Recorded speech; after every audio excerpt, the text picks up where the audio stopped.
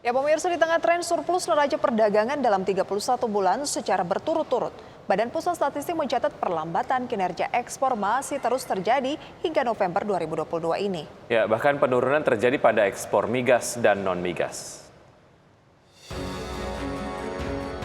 Di tengah tren surplus neraca perdagangan dalam 31 bulan secara berturut-turut, Badan Pusat Statistik mencatat perlambatan kinerja ekspor masih terus terjadi hingga November 2022. Berdasarkan data BPS, ekspor bulan November 2022 tercatat mencapai 24,12 miliar dolar Amerika, turun 2,46% dibandingkan bulan sebelumnya. Ekspor migas turun 11,85% dari 1,29 miliar dolar AS menjadi 1,14 miliar dolar.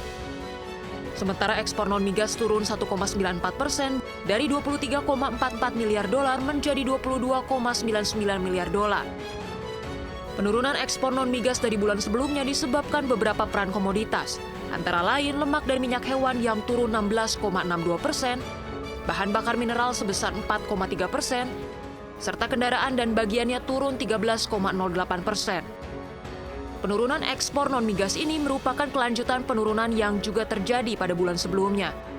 Pada Oktober 2022, ekspor non-migas turun 0,14% dibandingkan September 2022.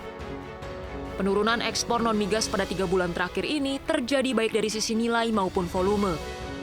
Pada saat yang sama, ekspor migas juga mengalami penurunan sebesar 11,85%, didorong oleh penurunan hasil minyak yang turun sebesar 24,42%.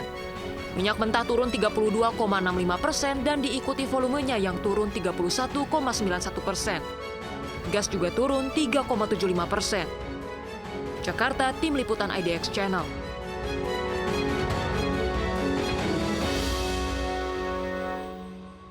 Oke, jadi singkatnya jika di bulan November memang mengalami surplus, tapi secara akumulatif begitu performa perdagangan ataupun kinerja ekspor Indonesia masih mengalami tidak surplus.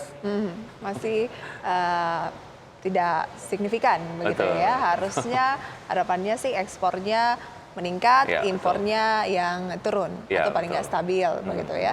Tapi kita apresiasi kinerja dari pemerintah dalam hal ini ya. Betul sekali, semoga memang kedepannya akan terus meningkat gitu. Walaupun memang kedepannya banyak sekali negara-negara tujuan ekspor dari Indonesia sendiri yang memang akan mengalami kendala dalam pertumbuhan ekonomi begitu ya. Semoga memang itu bisa diminimalisir lah.